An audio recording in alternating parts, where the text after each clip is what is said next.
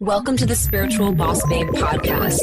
If you're a woman who is ready to step into your power and manifest a life and business that sets your soul on fire, then you are in the right place. I'm your host, Stephanie Bellinger, and I'm a mindset and success coach for spiritual entrepreneurs. I am obsessed with helping my fellow soul sisters shine their light and live out their purpose so they can experience more magic in everyday life. We all have a special purpose here, and we're meant to share our message and gifts with the world. You deserve to be fully supported emotionally, spiritually, and financially from doing your soul's work. Together, we can make a massive impact in the world, and it's time. So let's do this.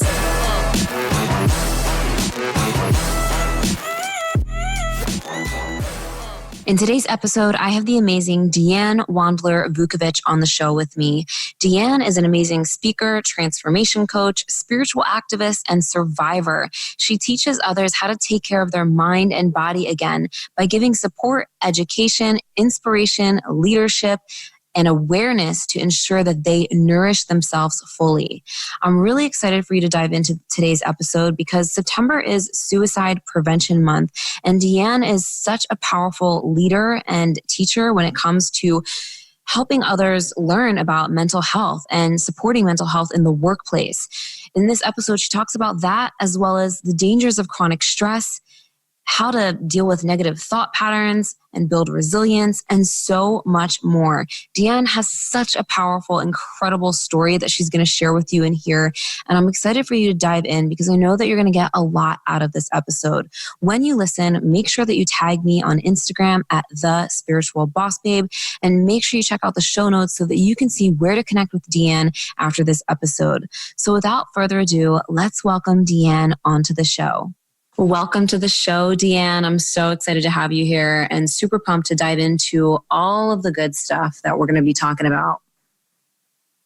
And I am really excited to be here. Thank you for having me. Yeah, it is my pleasure.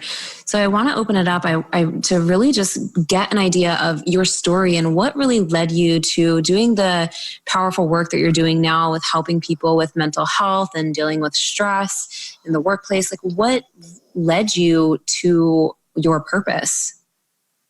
I know that's a big question. Oh, it is it really is. And we could probably have a whole episode just on that alone. But for me, it really kind of came to fruition in September of 2016. It was on my 52nd birthday, and I had been struggling with what originated. First of all, it was long-term chronic stress that evolved into situational depression. Left untreated, it turned into major depressive disorder, and I was fully aware, but I kept thinking I could handle it.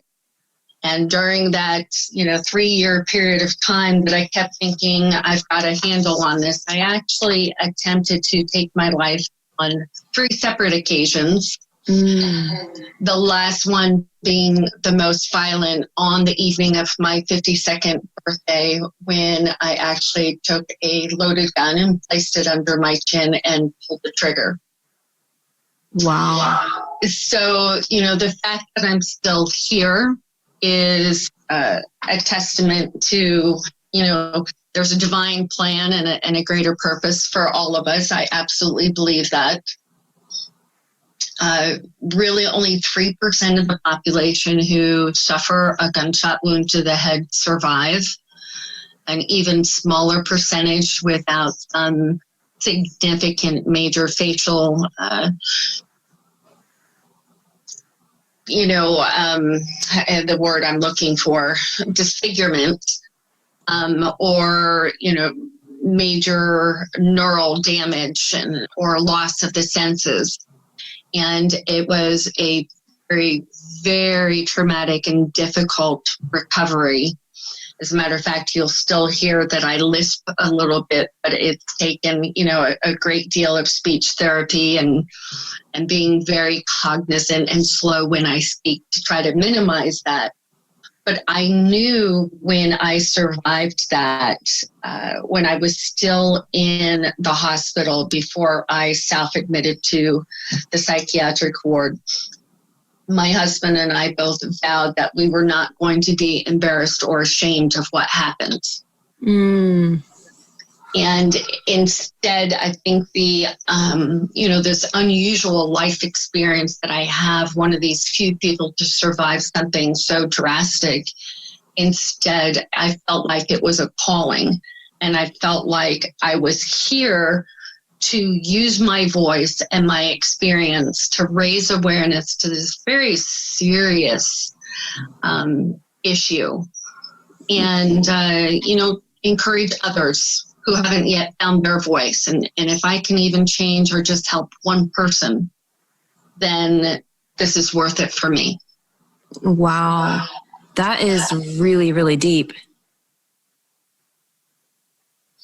Like really, really, powerful that you've been able to turn your life around from that experience and really use your vessel and your voice to empower other people and to serve other people in the way that you do. That is like really, really powerful.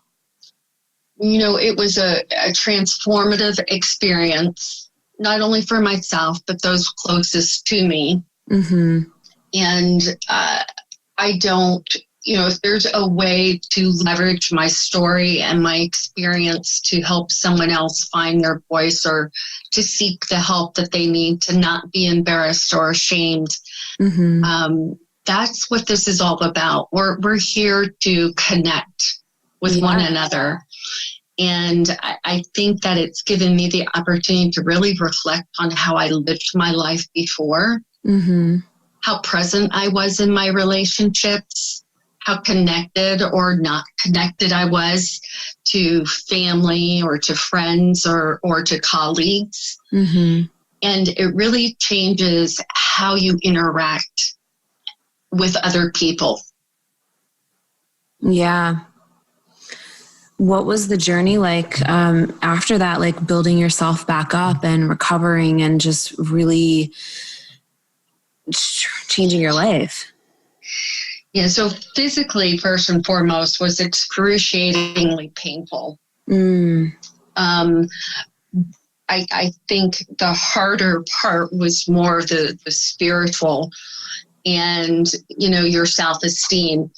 And maybe not the spiritual, that's probably the wrong word to use, because spiritually, I actually think instead it did the reverse. It made me that much more connected to energy, to other people, to, a higher purpose. But I think mentally is the part that was very challenging and even more challenging than the physical recovery. When I worked, and I'll give you an example, and it's really one of the reasons why workplace culture is so important to me.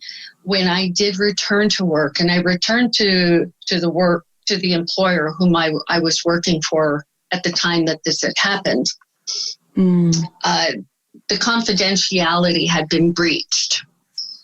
So the employees knew, at least a subset of the employees knew what had happened. And when I came back to work, it was very interesting to see that human dynamic. People are very uncomfortable with this topic. It makes them very uneasy. And adapting back into the workplace to try to prove my value was very challenging, both for me and I think for those around me and for my employer. HR were, the staff there, tremendous, very supportive, but it was evident that there was some lack of training within a leadership area. And it was almost as though there was an undercurrent of, can we give her a normal workload? Can she handle it? Is she competent? Do we have to worry that something's going to happen? Is she going to go crazy? Is she going to freak out at work? All these things, because there's so much unknown about mental health, and people are uneducated that they automatically assume the worst. And the integration back into work was very difficult. And for the longest time, I kept it silent. And other than those who immediately knew, I didn't know how to come out with my story. And I had to learn how to do it in a way that was also safe, that wouldn't be a trigger for someone else. So I had so much to learn in the process, in addition to just kind of overcoming my own self-doubt and fear of retribution, fear of judgment. And it finally, it was about a year ago that I came out officially with my story and did it with my extended friends, many and most who did not know anything. And what I have found professionally is not only does it affect me personally with my personal interactions, because some people feel very awkward around you, but professionally, it's been detrimental for me. With sharing your story? Yes. I was, in my previous life, I was a vice president. I 3 different VP roles at universities. So when you hold an executive role like that, and then people find out that you had mental fatigue and that, it resulted in an attempt to take your life, and then you come out and you start sharing your story, the opportunities for leadership somehow are not as available. And legally they can't do that. But it is still a fact of life. It happens. Wow. And so how do you go about educating people and sharing your story now? What are some things that you help them understand, or when it comes to mental health? Yeah, so this is such a huge conversation. And I think, we talked earlier that September is Suicide Awareness Month. So I think the timing of this podcast is ideal. I use my story in a way that I work with both individuals and in particular, I work with companies. So I have kind of used my traumatic experience as a vehicle for transformation, not only for myself, but hopefully for those around me. And I, as a public speaker, I've addressed audiences ranging anywhere from corporations to associations, universities, and faith-based organizations. And I facilitate workshops on executive burnout, life work fulfillment, as well as emotional health and well-being trainings for leadership teams. Wow. I think all of that is so important and so powerful that you've been educating people in such a way and using your experience to really help people on both ends of the spectrum, people in the workplace who may not understand, and those who are maybe going through something similar, of that burnout, of that of depression or whatever they're feeling. Yeah, I will say, I think that as a society, we're finally having the conversation, and that's the beginning. There's been some very unfortunate tragedies with celebrities who have taken their life over the last couple of years that have been very, very public. And then, we've had professional athletes starting to come forward and talk about their experience and their struggle with mental health. And that really helps when you have people who are in an influential, position to be able to come forward and break that ice, to have that initial conversation. And I think as we start looking then in the workplace, when we start getting executives coming forward and saying, look, I burned out. Chronic stress, and this is what happened with me. And as employees start to feel safe in the workplace, and we start to adapt our EAP programs to accommodate mental health support, the conversation will become more prevalent. And only when we do that will we be able to start to eliminate or at least minimize the stigma associated with this. What do you think are some really big contributing factors in the workplace when it comes to like leading to burnout and chronic stress? Yeah, so that's a really good question. I think that workplace culture is first and foremost. And I think, we all know that work is good for mental health, but a negative working environment can actually lead to physical and mental health problems. So if we look at what a healthy workplace means, I think the best way that I describe it, at least, is one where workers and managers actively contribute to the working environment by promoting and protecting health, safety, and this is the big one, well-being of all employees. Because, health and safety, that's been in the workplace. That's why we have OSHA and all those other things, in the workplace. But what we haven't really necessarily thought about before was the well-being in the workplace. And I think that there's a lot of factors that go into a working environment. And I think that most risks probably relate to interactions between the type of work, the organizational, and this is a really big one, the managerial environment, the skills and competency of employees, and the support available for employees to carry out their work. So I think what I mean by that is a person may have the skills to complete tasks, but they might not have enough resources available to them to do what is required. Or, there may be unsupportive managerial or organizational practices. And what do you think, what can workplace environments do to improve all of this? I'm sure there's a lot of things. I think we're almost in information overwhelm right now. I think with so much information now being available and so many support services to draw on, it can really be overwhelming for employers to know how best to approach building and maintaining a mentally healthy workplace.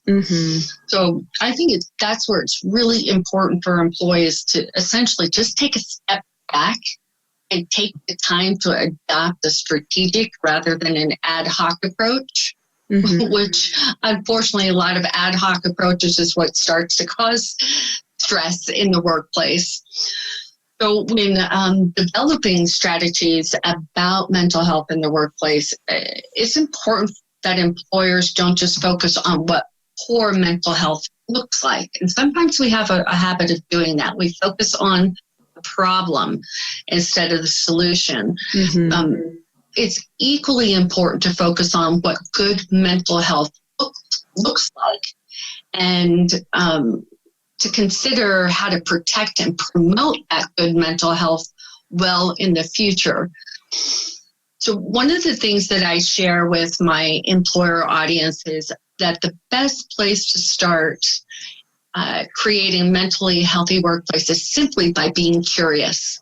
And I know that sounds simplistic, but it's important to find out what's going on and how work tasks and processes are impacting the health of employees. Existing data such as reported hazards, claims data, or this is a really big one, the results of employee engagement or culture surveys are super places to start. I like the idea of surveys and kind of getting feedback from everyone in the workplace. Yeah, so I think on that note, the other thing that I like to stress is qualitative research, just like you said, actually having those interactions with employees. So, having that qualitative research through interviews or focus groups with the employees is also important to get a deeper understanding of what's working and what's not. And the goal is to undertake a situational analysis of risk factors in their own workplace that may contribute to promoting poor mental health and help them with their approach to developing a real tailored, not ad hoc strategy to address these. It's really about setting a vision and targets and starting with what is most impactful. And it needs to be done in a consultative and collaborative way and be backed up. Really, this is the other thing that's so important, is be backed by leadership support. Yeah, I could definitely see that.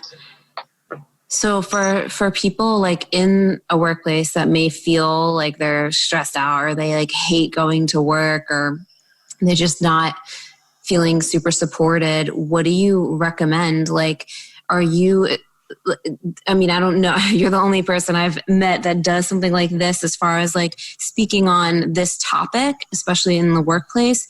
So what would you say to people, I guess, maybe who are in an environment that really doesn't support them and is kind of stressful to them, like how they can support themselves? I mean, if getting another job doesn't feel like an option for them. I hope that makes sense. Yes, no, it makes perfect sense. And I think it's a very relevant question because recent statistics state that 83% of U.S. workers say they are stressed at work. And over 1 million employees miss work each day because of stress. Wow. Yes, so it's not just, the employees, the employer is suffering due to lack of presenteeism and productivity.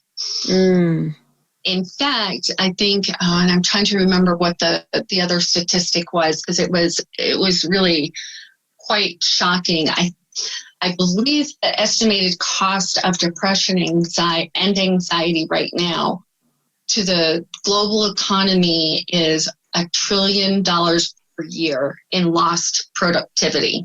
Wow. So, if you have, a whole nother part of the conversation would be how to break down the stigma and change the workplace culture. But for an employee who finds themselves in that situation, first and foremost, they need to go to HR. Also utilize their EAP program, employee assistance program. Most every single employer has an EAP program. And I would say probably at least 70 to 75% of EAP programs contain some type of mental health component. Now, most employers, or a good portion of employers, I shouldn't say most, many employers do not do a very good job in promoting awareness about the EAP program. They essentially just have it on their employee intranet saying, hey, we have this available to you, but they don't really divulge what is available and how to access it as much as they should. Why do you think that is? I don't know. I got to tell you, Stephanie, I don't know. I think that part of it is there's so much that the human resource personnel are tasked with doing that certain things are probably more like a checkbox. Yes, we have the EAP program. Yes, it's posted on the internet. Yes, the employees are aware we have it. I've done my job. But when we look at the statistics that I was just some of the statistics that I was sharing with you, it should be a priority. It is. It's evident that we're not doing as good of a job as we could be. And interestingly enough, it is one of the hottest trends right now for 2019 and 2020 is mental health in the workplace, and how can we do a better job at supporting that. So first, for the employee who might be experiencing that, really research and find out what your EAP program offers, because there's traditionally no cost for an employee to utilize that service, and it is confidential. Well, that's good to know. Yes. And then the other part is, if it's because there's managerial issues, that needs to be addressed. That can't be handled by EAP. The EAP program is a confidential resource available for that employee to seek assistance for their own mental health and well-being. Mm-hmm. But it won't have any impact on the workplace culture or their particular situation. So if it's being triggered by something internal to the organization, the employee really does need to look at being able to have a conversation with their employer, whether that's their direct supervisor or whether it means going to HR because perhaps it is, in fact, the stress is being caused by their supervisor. And then lastly, for an employee, a lot of companies also have a 1-800 confidential hotline where they can report issues. Wow. And those are your bigger organizations. Your smaller, mom and pop businesses don't offer that. But for those that are in, employed at a large corporation, they traditionally always have an 800 number. So if there's something happening that the employee feels that uncomfortable about and unable to potentially address it with their direct supervisor or go to HR, and usually this is more of what you think of when you think of whistleblower, because there's something potentially illegal happening, or harassment or something of that nature, bullying, utilize that 800 number to report. And that is traditionally operated by a third party company who will work with the employer in trying to investigate and resolve. Wow. So crazy. Didn't know any of this stuff existed. It's unfortunate. Yeah. So what you said that 2019 to 2020, this is going to be a big thing of like mental health in the workplace. Can you share more about what that means or looks like? Sure. I think what we're finding, the trend is raising awareness that they need to bring down the stigma at work, because the reality is we spend a great deal of time at work. Mm-hmm. And with as much time as we spend at work, for many of us, that's more time than we even spend with our own family. So because of that, it's important that we start having that essential discussion in the workplace. But in order to do that, we have to break down the stigmas. So that's all about creating awareness, encouraging acceptance, and really challenging some of the false beliefs that are out there. And unfortunately, when it does come to mental health, there are a lot of false beliefs. And it starts with breaking the silence around mental illness and education about things like understanding. We talked about the mental health benefits that are offered and knowing how to access them. Mm-hmm. That's an easy win. That's a slam dunk. Employers can do that easily. Highlighting the support and resources available through those employee assistance programs, the EAPs.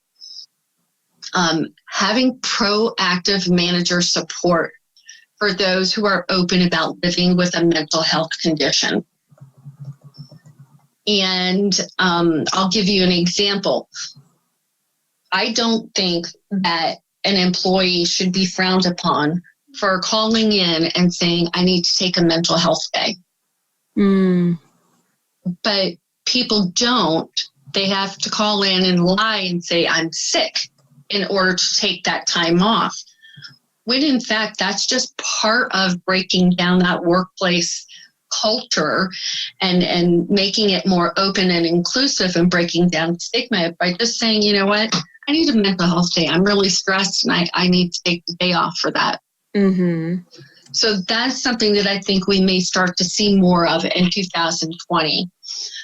Awareness of language used throughout the organization and avoiding negative terms when talking about mental illness is huge. Mm-hmm. And we did talk about this a little, recognizing that mental health and physical health are equally important.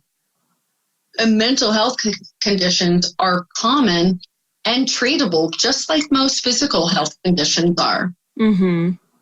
And I think as a manager, it's also important to recognize the signs of emotional distress and what to do when team members may be struggling. What are some common signs? Well, very often you'll start to see them missing a lot of work. We will see a lack of presenteeism, meaning their productivity is decreasing. They're there, but they're checked out. Yeah. So you're paying dollars for time instead of for actual results. Mm-hmm. Very often you will see them also getting very reactive. So policy changes. In meetings, if something isn't, going the way that they think it should, or if it's a very fast transactional change within the organization instead of, with a good communication plan. If an individual is highly stressed already and has anxiety, they will be more reactive to the situation than most other employees who would be able to just roll with it because they have, greater resilience. Mm-hmm. And I think the other thing to look at is, are they getting their work done? If they have too much work on their plates, then they're not going to get everything done. So it's being important to watching things like that with your employees. And that requires managers to actually connect with their employees. Like real human beings. Absolutely, yeah. Imagine that. And not just freaking employees. Yeah. I haven't worked at like a normal job in like a very, very, very long time, but I've had some experiences way back in the day where it was just like the people in charge were just, well, at a couple places I worked at, not all of them, were just like so nasty to the employees. And like, it was like, oh, am I even a person? Yes. Yes. And I will share with you, Stephanie, that, being in the roles, executive roles that I was in before, in retrospect now, looking back at how I even led, there were opportunities for improvement. And I see that now because I had over 160 employees reporting to me, and I had managers and directors. And so my communication with the direct line employee was not as frequent as it should have been. And I felt like, a pinball in a way, going from meeting to meeting to meeting. I think we were going to have a meeting to talk about our next meeting. And what happens in an environment like that is you get so focused on tasks and you become so far removed from the actual people that you're serving, because you're not just serving your clients or your customers, you're serving your employees. And it is so easy to forget that. And so that interpersonal connection was lacking. And in retrospect, I realized that, there were so many things that I could have done better that would have made me an even better leader. I had all the checkpoints for the job. I was doing a great job meeting metrics, KPIs. We were performing. I was able to provide reports. I was a workaholic. I was always there. So all these other things checked the block. But in having a real connection with those 160 employees, that was an epic fail. That was a lot on your plate, I'm sure, too. I mean, in general. Sure. I mean, and we can look at that and, I was a single mom of 3 kids and, I went through Hurricane Katrina and we were rebuilding the organization and having to restaff. There were all kinds of things that led to that stress of, some of what I referenced earlier about the chronic stress. But the reality is everyone is coming to work with a story. Mm-hmm. Everyone has a different story, and we have no idea what their story is. Or what they're going through. Exactly. So until we become more in tune with our employees and more of that servant leader where we want to get to know them, we want to have a life-work balance for them, we value them, we value their contributions and their feedback, until we can really kind of be a little more forward thinking as companies, as employers, and make that transition, we're not fostering the best in our employees, and we're also not leading them the best way that we can. So it's like a combination of leadership skills too. Absolutely. Because like we said, everyone has a story, but when you come to work, you have to remember you're there still in a capacity to help other people succeed in order to help the company succeed. So true. So for people like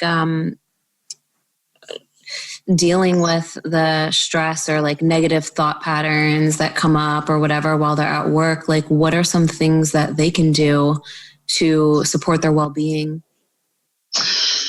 Yes.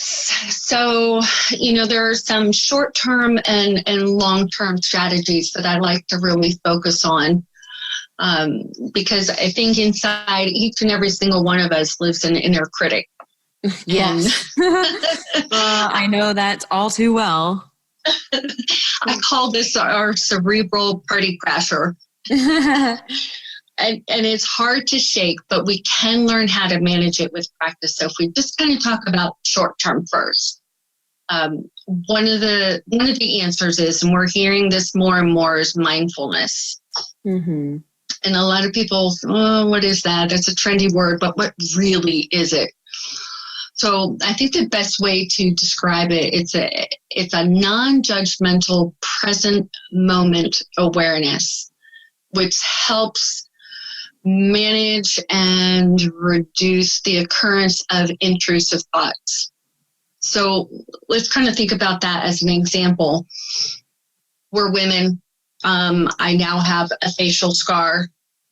And when I'm out in public and I see a pretty woman, a beautiful woman, my second thought, because my first thought is, oh, she's beautiful. Look how lovely she is.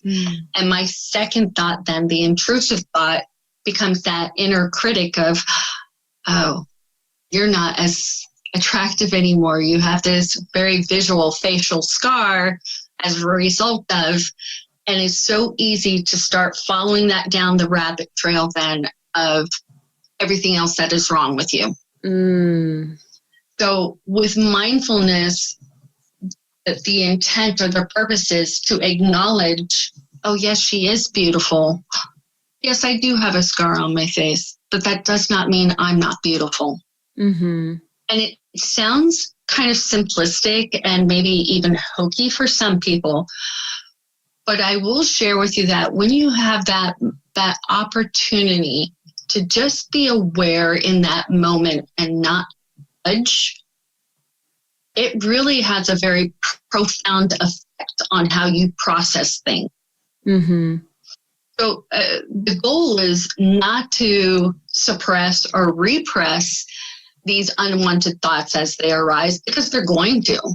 Mm-hmm. But instead accept their place in your mind and make no effort to control, analyze, or change them. You're just kind of creating essentially a space for cognitive restructuring. So like kind of like be the observer, like yes. let them pass, but don't take them on as your actual identity. I couldn't have said it better, Stephanie. That's perfect. Yeah, and that takes practice for sure. It's not easy. No, it is not easy at all. It does take a lot of practice. I'm also really fond of meditation. Mm-hmm. Same here. And yes, good. Well, I would think so. You're a full boss, babe. So I know you've got to be into that. Mm-hmm. And then self-compassion. Mm-hmm. But I would say one other short term that I am especially fond of. It's a basic breathing technique, and it's known as the long hail exhale. Well, let me repeat that. Long exhale, pranayama breath. And I think it's actually one of the best stress hacks that are out there, and it's so simple. Wow.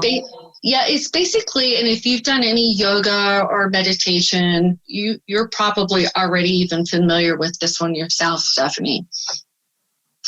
It's basically where you slowly increase your long exhales. So it's not right away. You slowly do this. Increase your long exhales to where 80% of your breath is the exhale. And it's called the vagal brake because it stimulates the vagus nerve. So when you exhale slowly like that, you're activating your relaxation response to your parasympathetic nervous system. Wow. So it's a way to essentially interrupt that pattern. You're using distraction as a tool set. So I would say that's, my two most favorite is the mindfulness and then the breath, because I'm acknowledging it. If it's something that's stressful and I'm having a hard time as I'm starting to practice that mindfulness space, then I go into the pranayama breath. And it just does this. It's stimulating that vagus nerve. It really is acting as a distraction, and you're relaxing. How long do you do the breathing technique for usually when you do it? I would say no more than 5 minutes, 3 to 5 minutes tops. Super short, super fast and easy. Yep. But then, there's long term, and long term is going to be it's more work. It does kind of go hand in hand with mindfulness, but the long-term goal is ultimately to break the cycle of stress reactivity and rewire your brain altogether. So medical research now increasingly points to the fact that thinking and consciously creating your thought life is one of the best ways, if not the best way, of rewiring your brain. And it used to be that they thought our brains were fixed. So, once we passed through childhood, early childhood, 3 or 4 years old, it used to be believed that our minds were fixed. Wow. They weren't malleable, that they didn't have the ability to change and grow. But that's not true. More recently, and I would say it's probably been more about the last 3 to 5 years in particular that this has really had a great deal of research and has been made very public through research, white papers, books, and now, of course, webinars, but about neuroplasticity. So what we've learned now is that the brain is, in fact, malleable and adaptable, changing moment by moment of every day by how we actually direct our thinking. And that kind of goes back to that mindfulness. So the great thing, that means that we have the capacity to change and grow our brains by creating new neural pathways throughout our life. Add to the fact that every morning when you wake up, we all have new baby nerve cells that have been born while we were sleeping that are there at our disposal to be used in tearing down some of our toxic thoughts and rebuilding healthy ones. But going back to that mindfulness and long-term strategy, that means you really have to learn, and this is challenging, you have to learn to engage interactively with every single thought that you have. to analyze it before you decide to either accept it or reject it. So the mindfulness, as you said, you're not judging it. Mm-hmm. You're the observer. But when you're actually changing thought patterns for long term, you actually acknowledge it and you decide whether you want to accept it or reject it. And go ahead. I was going to say that's a very empowering way to look at it too, because it's like we're taking our power back and saying, okay, I'm going to not accept this thought because it's not serving me. It's not aligned with what I'm stepping into. Wow. You are so right. And I got to where I was, Stephanie, where I, tried to take my life in the manner I did because my thought process had become so skewed. All of that negative thinking over an extended amount of time, that chronic stress had created such deep neural pathways that I could not see an alternative outside of that thought pattern. Yeah. And so it does take active engagement, and you're right, taking back your power to decide whether you want to accept it or reject it, and gain more control of your thoughts and feelings. And this is the really cool part, because when you do that, when you take back your power and you consciously accept it or reject it and gain control, you can effectively change the programming and the chemistry of your brain. Totally. This is all I nerd out on all the time. I am so fascinated by it. It really is amazing. Do you study Joe Dispenza's work? Yes. He's amazing. He's like one of my favorites. Yes. So I have his book, You Are the Placebo, and then Becoming Supernatural. Becoming Supernatural. I'm already listening to it for like the third time. I love his shit. I can't wait to go to an event. So if you like his work, I might also recommend, are you familiar with Dr. Carolyn Leaf? I don't believe so, but I'm going to write that down. Yeah, Leaf, Leaf. Sweet. And she has a book. Well, she has 2 books out, but I think the intro book is Switch On Your Brain. And she actually has a 5-step brain learning process that she goes into great detail on how you have what we just talked about, how to do that, how you can form new neural pathways, break that, chronic negative thinking pattern. So she actually gives you the step-by-step on how you can do that. That's so awesome. Thanks for sharing that book. I will definitely check it out. I think all of this is so fascinating. And, I do have a question, like, I want to hear your take on this, because I think it's important to do that inner child healing work and like, listen to certain parts of ourselves that might be wanting attention. So like we were just talking about how you can accept or reject a belief.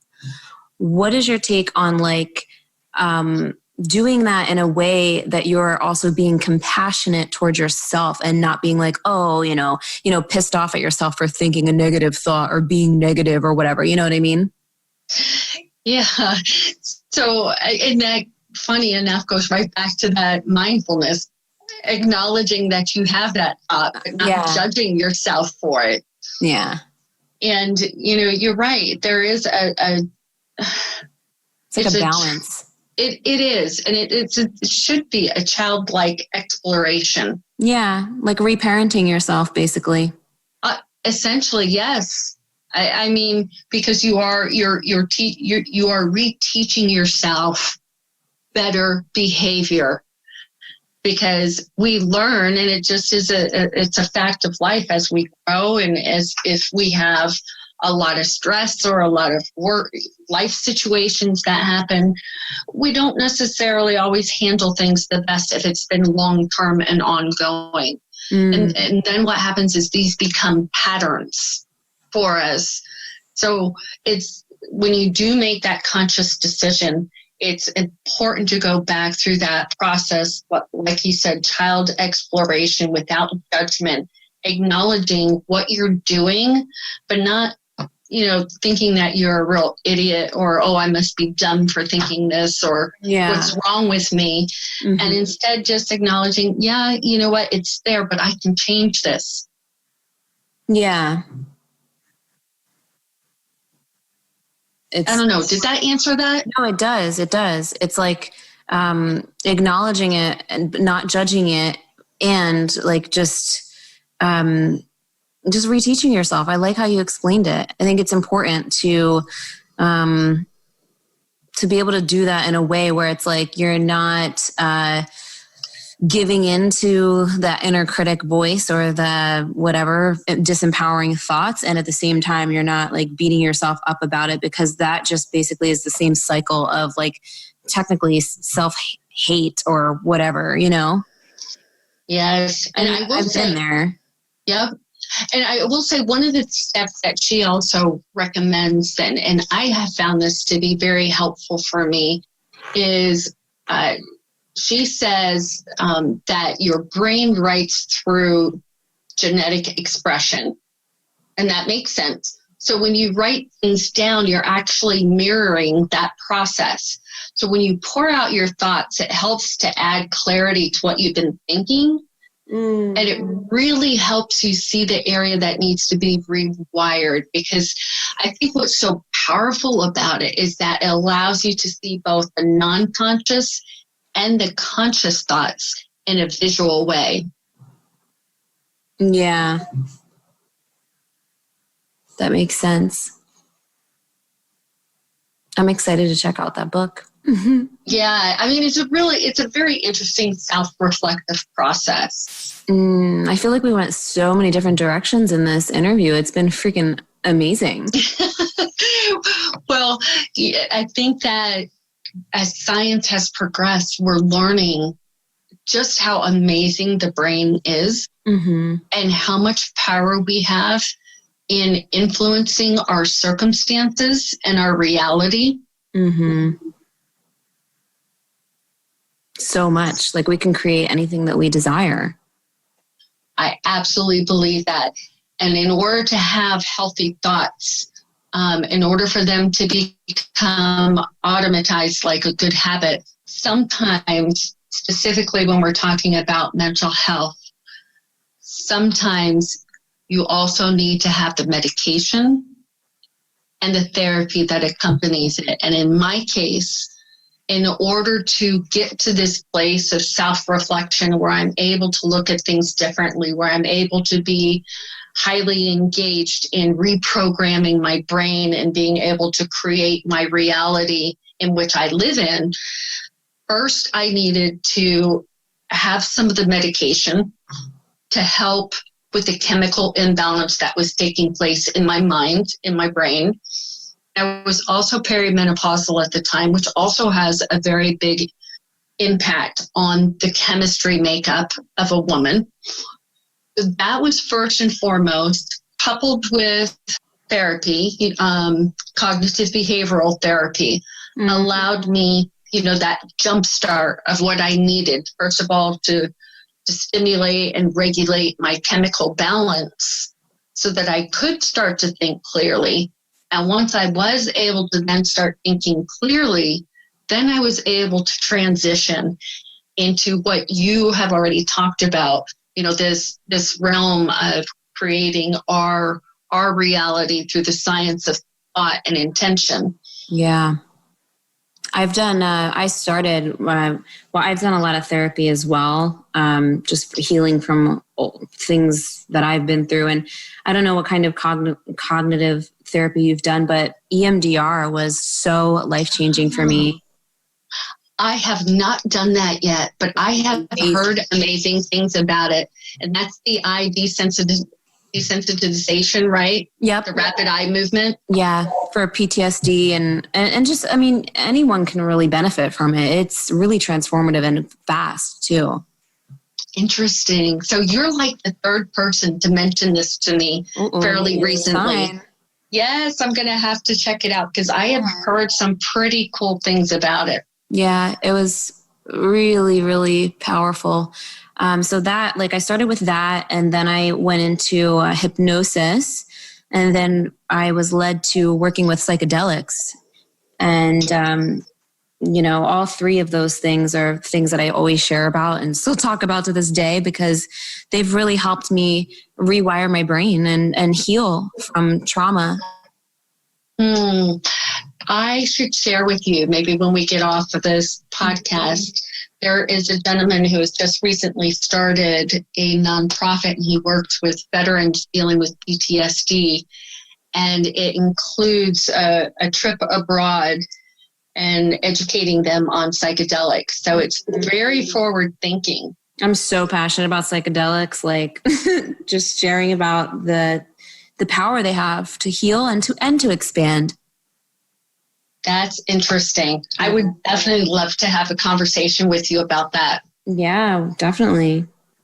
I'm down. Yeah, for me, I think, after I went through the therapy, and I will say the first therapist, I did not really gain any value out of that. For some reason, we just didn't connect, and I was going to discontinue therapy. But in order to keep my meds, they said, you have to see someone. So I got hooked up with another therapist, and she was amazing. And she wasn't just a therapist. I mean, she was very much into the metaphysical, yoga, shaman. And so it was like, oh my goodness, I've actually found someone who can help me cognitively kind of jumpstart how I need to really be thinking about things and my perspective. But it was also someone who I could connect with because we had similar interests. And then from there, I went in and became certified in mindfulness and in meditation. And I'm writing a course right now, in fact, on trauma-informed mindfulness. Wow. And I'm near completion of my yoga teacher training. Wow, you really dove in. I love it. I did. And you and I are both obviously so hooked on the neuroscience aspect. I even went to the Neuro Leadership Institute and became a certified brain-based coach, which is specifically dealing with how the brain thinks. Wow. What was that called again? It's called Brain-Based Coach, and it's through the Neuro Leadership Institute. Wow, I'm going to totally look into that. It's a really great program. It is a complete different take on coaching than coaching has been in the past, because it's taking all this new science now and applying it to a coaching conversation and how to direct that conversation in a way that is going to have maximum impact for the coachee. Is that like similar in any way to NLP? Because I'm a NLP practitioner and I'm like really delving even deeper into that. And it kind of like is the brain-based, like, neurolinguistics. I don't know if it's similar or something. Interesting. There is some crossover because with NLP, neuro-linguistic programming, you're right, that is about choice of words as well. And you obviously know more about NLP than I do. But with the brain-based coaching, it's not just about the linguistics, the verbiage that you're using, but also how to direct the conversation or redirect the conversation. Keep them more solution-focused instead of problem-focused, and then how to move towards accountability and actions. So it's it's a really amped-up coaching program that is all based on neuroscience. So given your interest, Stephanie, some of the things that you already have expressed, it might be something that you would really be interested in exploring. Oh, yeah. I'm like a lifelong learner. I just got to pace myself because when I get excited about stuff, I like dive into so many things. 2 peas in a pod. Yes, I get it.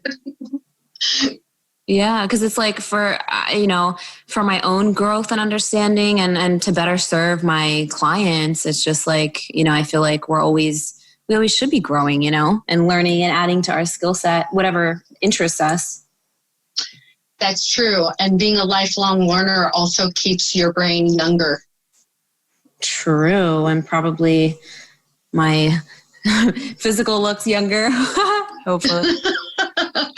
Well, with the energetic modality part, yes, you're probably right. Well, this was amazing, DeAnn. Like, I feel like we covered so many things, and I encourage anyone listening, definitely connect with DeAnn after this. And I want to let you share any last words of whatever you would like to share and where people can find you after this.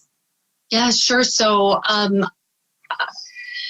closing thoughts. I think it's important for people to learn how to free themselves from the past by reconditioning the mind and moving beyond the limits of the known and into the quantum fields of infinite possibilities in order to lead an extraordinarily new life.